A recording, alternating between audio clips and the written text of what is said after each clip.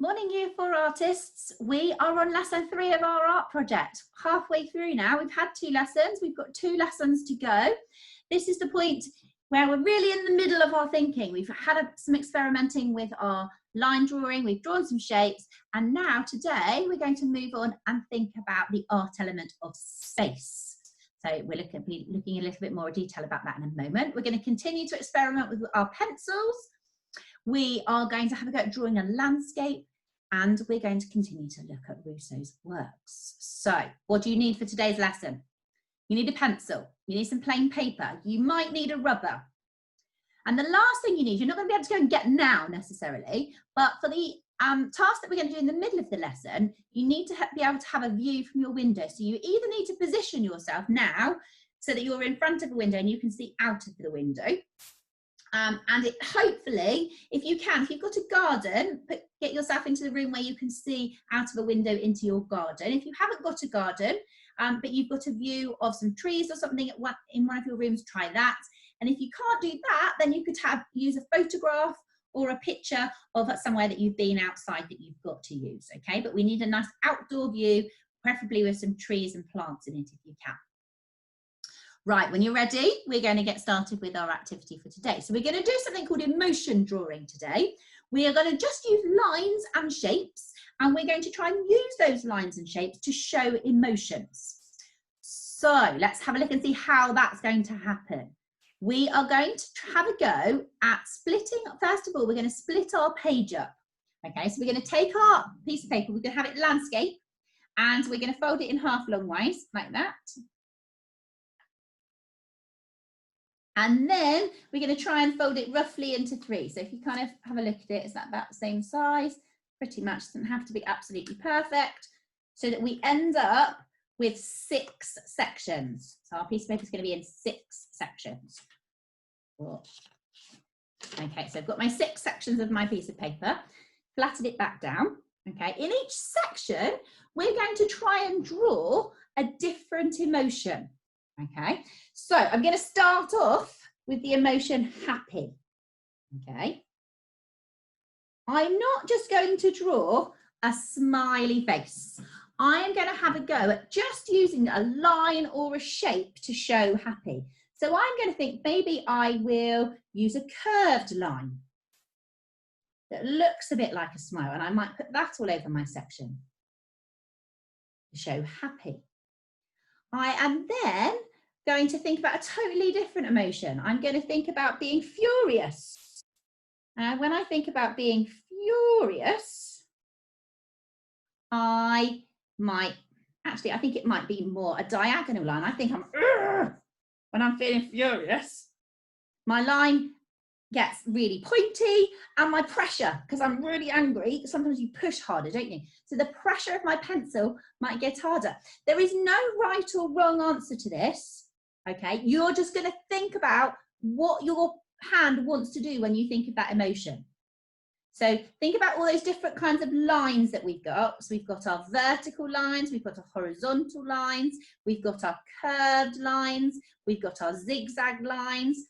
Think of maybe some of the shapes that you did yesterday, and you're going to try and portray each emotion just with lines, okay, and some shapes. So this one I've closed up and I've made it into a shape, but you can see I've predominantly used lines to show it. You can have an assortment of lines, they don't have to all be the same line, but I want you to create an image of that emotion just using your pencil and some lines and shapes.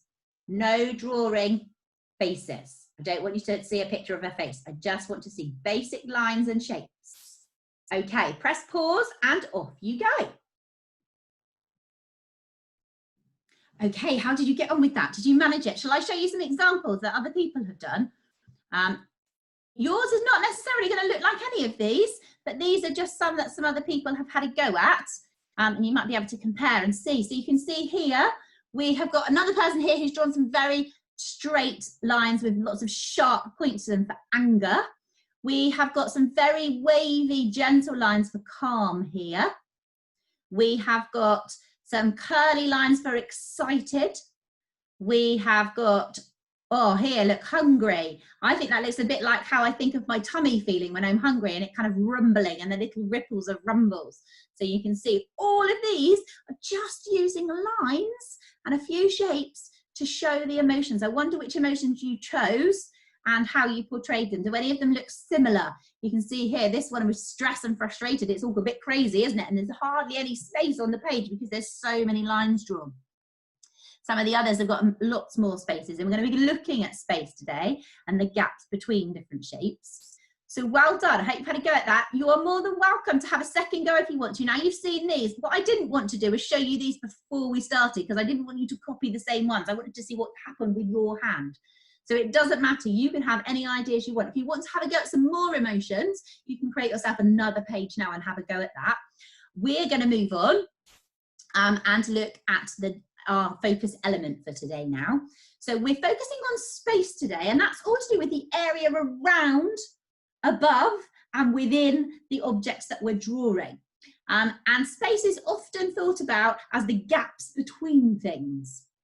And so what we're trying to do is create the illusion of space. So when we're actually standing somewhere, we can see some things are closer, some things are further away, some things are big, some things are small. When we turn that image into something on paper that is 2D, we have to try and find ways of making it look still as if some things are closer and some things are further away. And there are a number of different ways that artists do that. We're going to just look at 4 today. But there are about 7 or 8 altogether, depending on who you talk to about it. The first thing we're going to be looking at is overlapping. So when we have one object that is closer than another, quite often the object that's closer blocks out the thing that's behind it, and it overlaps. And you can see if I put my one hand in front of the other, all of a sudden part of my hand disappears. It's still there, but you can't actually see it. So overlapping is a way of getting the front objects to block out the objects that are behind it, so we can see which ones are in front and which ones behind. Then we're going to have a look at placement. So where you put things on the page show us how far away they were. So the objects that are at the top of the page seem further away. The objects that are lower down on the page seem closer to us. So that's a way of organising our actual page. Then we need to look at the size of the things that we're drawing. So objects that are further away look smaller, and objects that are closer to us look bigger on our piece of paper. And then we need to look at detail. So if we've got something that's really close to us, there's going to be lots of detail because we can see it really clearly. If something's further away from us when we draw it, then we can't see that level of detail. So it's going to be a lot less detail. So they're the 4 things that we're going to be looking at today when we're trying to create our landscape picture. So this is the view from one of my windows. I had a tour around of my house, and I had a look outside, and I decided which one I wanted. And I want you to find a view that's got the most natural view in it. So things like plants, grass, trees. If you haven't got one, it doesn't matter. You can still draw what's outside your window, but it might just be that you use a few more geometric shapes and a bit less of the natural shapes that we looked at yesterday. If you can't see a very good view from your window and you would rather you might find that you've got maybe a photograph that you've taken when you've been out and about on your iPad or on your phone, or if your parents have got some, or you might find some photographs around the house of a landscape, or you could go onto the internet, you could just pick a landscape. But it's got to be a landscape with lots of trees if you can possibly manage it, okay? So here's my view. Let's have a look and see how we can think about space when we're looking at drawing this landscape. So you can imagine we're looking out the window and this is what you can see. So the first thing we're going to draw when we do our landscape is the focal point. That's the thing that draws your eyes to it. It's the bit that you want people to look at the most. And when I look at that view, the focal point of that view is those trees right in the centre there that are really quite close to me, aren't they? And often the focal point will just be slightly off to one side of the centre of the page. So that's our focal point. That's the first thing we're going to be drawing. Then we're going to think about the background, and the background, you'll remember, so things that are further away are at the top of the page. So we're going to the top of the page, and you can see in the background there. So you can see these trees that are right under here, these ones here, look small, don't they? But actually these trees are really bigger than these trees, but because they're so far away, they look smaller. So you can see here, we're going to be doing a line that goes between the sky and the trees. It's going to be a very basic shape because we're not going to have any detail in it. It's just going to be the basic line of the skyline that shows how the trees and the sky are separated. So we're going to use a contour line to just draw the outline of that. Then we're going to think about something called the middle ground. So that's the center of our piece of paper or our painting. It's the bit that runs in the middle. So we're kind of dividing our page into three. We've got the background, then we've got the middle ground, which is the center. You can see the key features of the middle ground here. We've got a road that runs through, haven't we?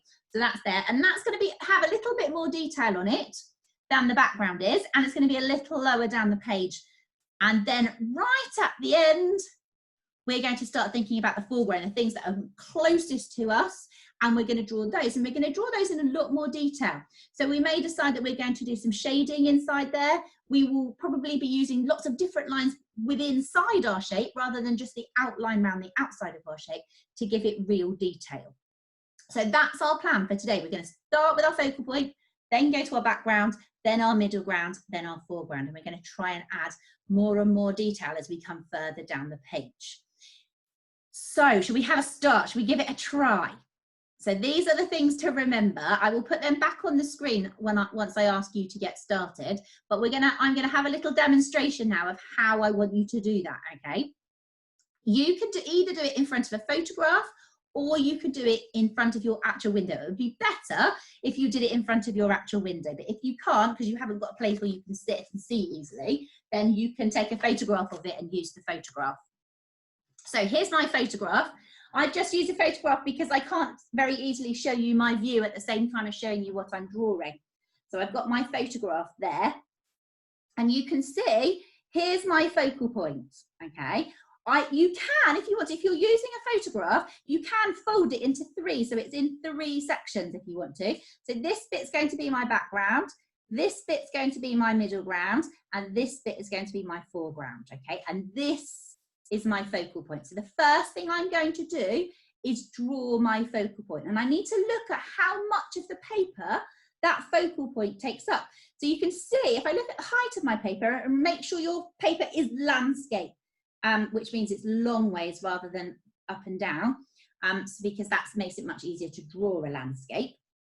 We're looking at our focal point and we're thinking, how much of the page does this focal point take up? Well, if I look width-wise, it's taking up a good third of my page, isn't it? I've got a bit of a gap this side and a bit of a gap this side, but actually it's taking up a good proportion of the middle section width-wise, and it's actually taking up most of the middle ground and foreground. So when I'm thinking about where I'm starting, the height of the highest one is probably going to be up here somewhere, and I'm going to use a really light touch line to just draw that in.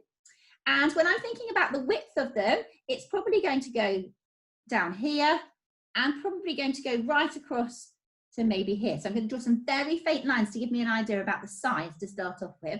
Then I'm going to draw in my tree. So I'm just going to move my photograph for a second. I'm going to keep my eyes on that photograph while I am drawing. And that's really important. The more time you spend looking at the photograph, the better your drawing will be. So to start off with, I'm going to start with that big tree. And when I look at it, I'm thinking, right, what kind of line am I going to be using and what kind of shape am I going to be creating? So I'm going to be using a curved line. If you look at the photograph, this is definitely a curved line, isn't it? And the shape is like almost like a rounded triangle. So I'm going to have a go at doing that now. So I'm going to press very gently. Here's where I want to end up here. I'm going to maybe come down with my curved line here. And back down here. And then, because I've done such a light touch, I'm then going to look at the overall shape that I've done, and I'm going to get it to a better shape than, so I think this bit needs to come out a little bit over here. I don't need to use rubbers, I just need to gradually, with my very light touch, get the line to look better and better, because later on, I'm going to fill in the detail and we won't end up seeing those lines. Round we go. And then we've got our first bit of overlapping. So if we look at our photograph, this big focal point of this tree here overlaps this one. And we can't see all of this one. So when I draw this one, I need to start down here somewhere. And it's not quite as high, so I'm going to make it about there. and it's going to come out from this tree here. I can't actually see, this line would really carry on down here, wouldn't it? But I can't see that line.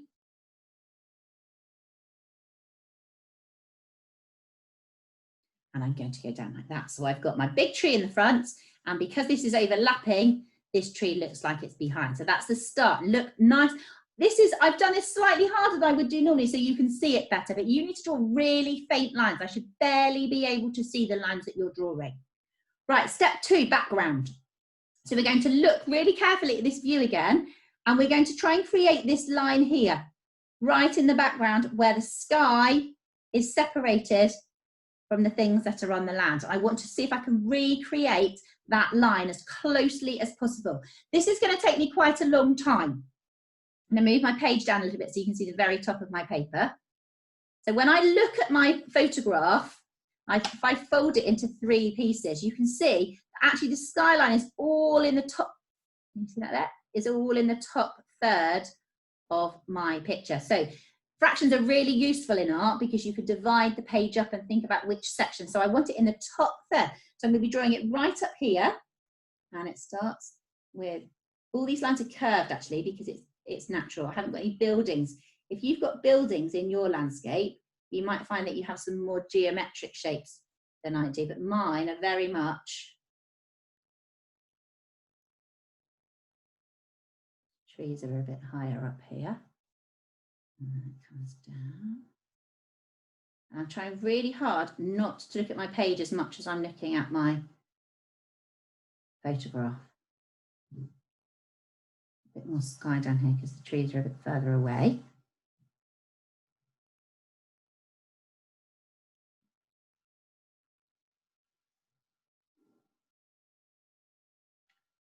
Okay, now what I'm gonna do, this is really faint, but I'm gonna go over it a little bit harder for you, so just so that you can see it, because it's really difficult. But I want you to keep your contour line for your outline of your trees against your sky really light, because remember we said things that are in the background seem lighter than the things in the foreground. So I want you to keep this really light. I'm just going to go over my line, and you see that,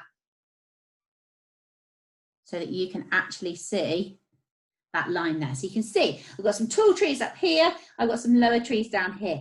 Now I'm going to put in the middle ground, and if I look at my picture again, the middle ground, the key thing I can see in the middle ground is my road, this road here that comes in. And you see that it goes along here, and then again it's overlapped, so the trees overlap it, and I lose the road for a while, and then the road comes out again the other side.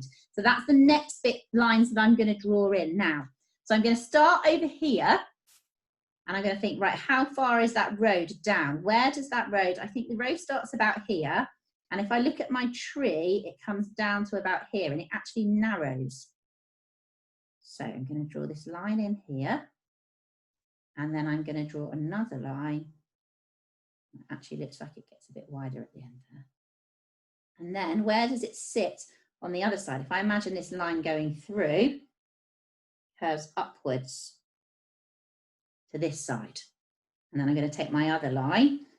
Where does that go? And again, it looks like the road's getting narrower as it disappears off on that side of the page. I've then got, still in the foreground, I'm still in the middle ground, sorry. I've got a driveway coming off here and a driveway coming off here. So I'm going to add those in now. I've got another driveway that comes from here. And I've also got another driveway that comes across this side. Over here. Now, if I just press pause for, I'm going to just press pause and just add in some darker lines so that you can see what I've done. Okay, I've had a bit of a time lapse, and I've gone over some of it for you so you can see it. So these are my contour lines of my middle ground that I've made in a bit darker so you can see them. You can see I've still got the line up here. All of these lines are going to be really light touch lines on your drawing. I've just made them a bit darker so it's easier for you to see on the picture. And then you can see here I've added in a few basic shapes. So I've added in a tree. You can see on my photograph, I've got trees that overlap each other. So I've just added in here some lines of the trees where they overlap. I've popped in some geometric shapes. So I've got a house over here. I haven't drawn in any detail on this house at the moment, but I've just drawn in some straight lines to show that. And over here, I've drawn in some straight lines to show another house and a lamppost that appears over here. So I now have all my lines and shapes into position, and it's now about adding detail. Today, we're just going to add detail to the focal point as a practice.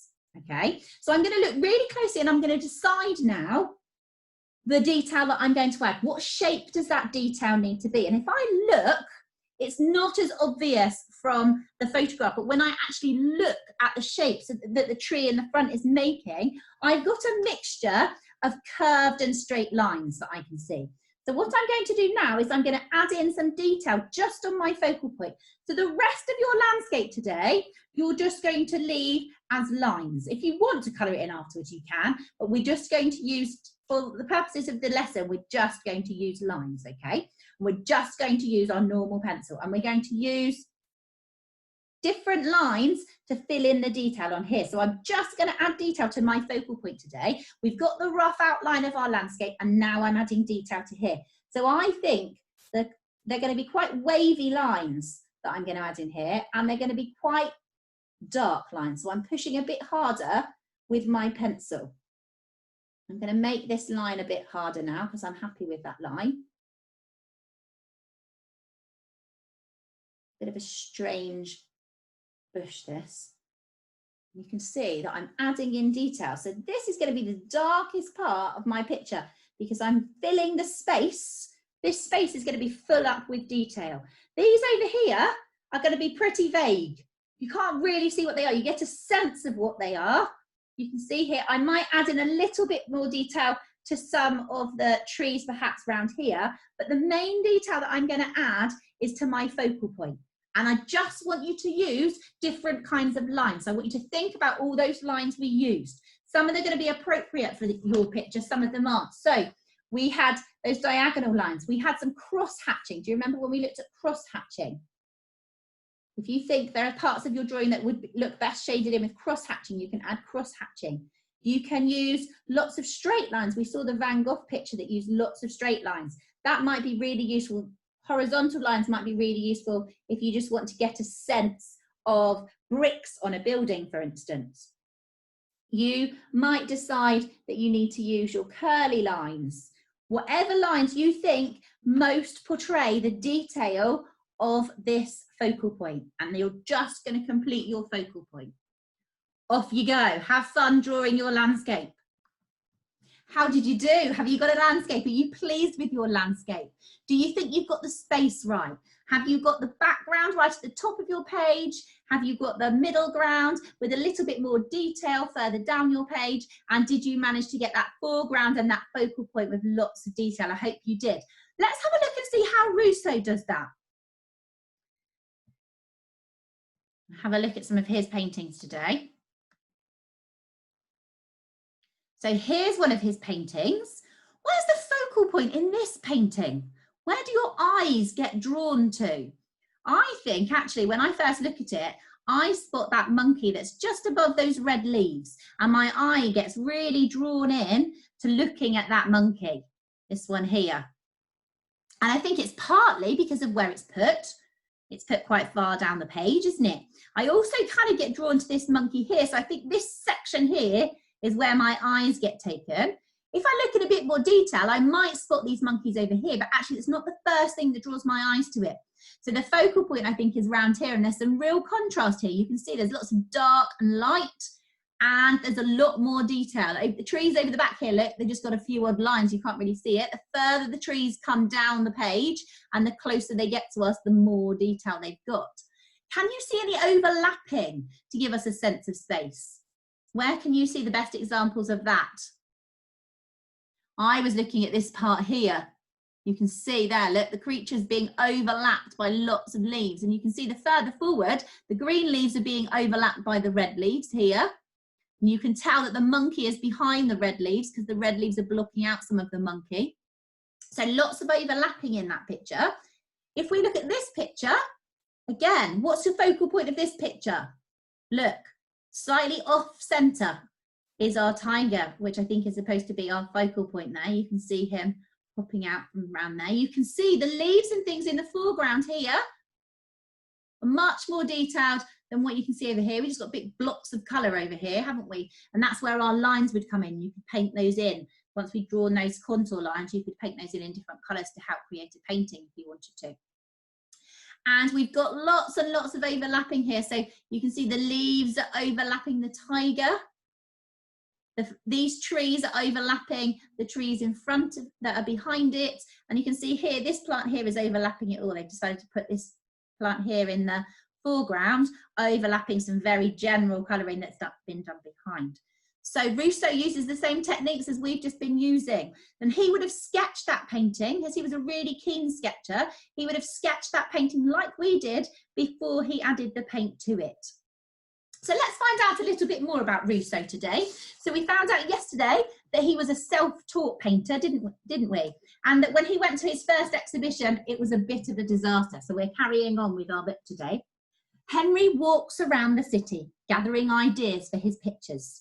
He goes to the World's Fair, where a man named Eiffel has built a lattice tower of metal rising several hundred feet into the air. So you can see he was alive at the point where the Eiffel Tower was just being built. He was living in Paris at the time. What thrills Henry most are the fair's exhibits of villages from distant lands. They remind him of adventure stories he loved when he was a boy. So when he's walking around, he's looking at things around him, but he's also going into his mind and he's going into his imagination and thinking of the stories and the books he's read and the pictures that come into his mind from those. Days later, Henry can still picture the plants and animals from faraway places. He holds his paintbrush to the canvas. A tiger calls out. Lightning strikes and wind whips the jungle grass. Sometimes Henry is so startled by what he paints that he has to open the window to let in some air.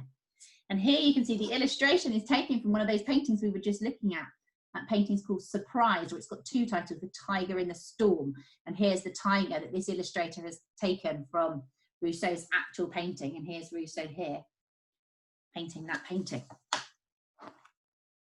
Every year, Henry goes back to the art exhibition to show new paintings. He fusses over the canvases and retouches them until the last minute. And every year, the art experts make fun of him. They say it looks like he closed his eyes and painted with his feet. Oh dear, they're not impressed, are they? So they're still not happy. Here are some of the people that look at his paintings. They're not impressed at all. They certainly wouldn't be prepared to spend millions of pounds on his artwork. So he's continuing to be criticised. However, he's resilient, Henry Russo. Henry keeps painting and learning. In the fall, so that's in the autumn, this book's written in America. In the fall, he collects leaves from the cemetery to sketch. He spends hours drawing at the Jardin des Plantes, where, oh happiness, a gardener sneaks him into the hothouses. So there's a place in the centre of Paris called the Jardin des Plantes. It's a garden of plants. And it's a botanical garden. So it's got lots of greenhouses that keep the house at very set temperatures, and they've got lots of tropical plants and things that wouldn't really grow in France, would grow in much hotter places like the Amazon rainforest that we've been learning about in English and geography. And he starts to visit that place, and he's very lucky because he then starts to see some really tropical plants, and you can see some of the tropical plants here that he sees at the Jardin des Plantes. Towering palms spread their giant fans, tropical plants, fruit and flower into garlands, rockets and rosettes of colour. When Henry walks through the glass doorway, it's as though he enters into a dream. It's like he is someone else completely. So he has really had a very exciting time visiting and looking at nature within that botanical gardens. And that's really had an impact on him as an artist. So he spends lots of time gathering ideas, even though people are criticising him. He paints from his imagination as well as from things that he actually sees. So he talked about the stories that he read when he was a child, didn't he? And he thinks of the images are coming into his mind, and he draws some of those. He visits the Jardin des Plantes and starts to draw leaves and flowers and drawing from real life. and he feels like he's in a dream. He's so happy. And there's a very famous quote from him that says, "Nothing makes me so happy as to observe nature and to paint what I see." So he never actually visited the rainforest. Although he was drawing pictures of jungles and rainforests, he never actually visited it. And one of the things he was criticized for was sometimes the animals he put in his pictures weren't even the right animals. But he said, it doesn't matter. I'm not creating something that I can see right now. I've never been there. I'm going to use my different ideas and I'm going to put them together. So he takes some things from his imagination and some things that he's seen at the botanical gardens, and he makes a mix of them on his page, and he creates beautiful paintings from there. I wonder if he's going to become more popular. We'll find out later in our lessons. What are we doing tomorrow? Well, we're going to find out about Russo tomorrow, but we're also going to be looking at tone and value. And value is all about light and dark, and we'll be finding out about that tomorrow. So I look forward to seeing you in our next lesson. Goodbye for now. Keep practicing those drawing skills. The more you practice, the better you'll become. Bye-bye.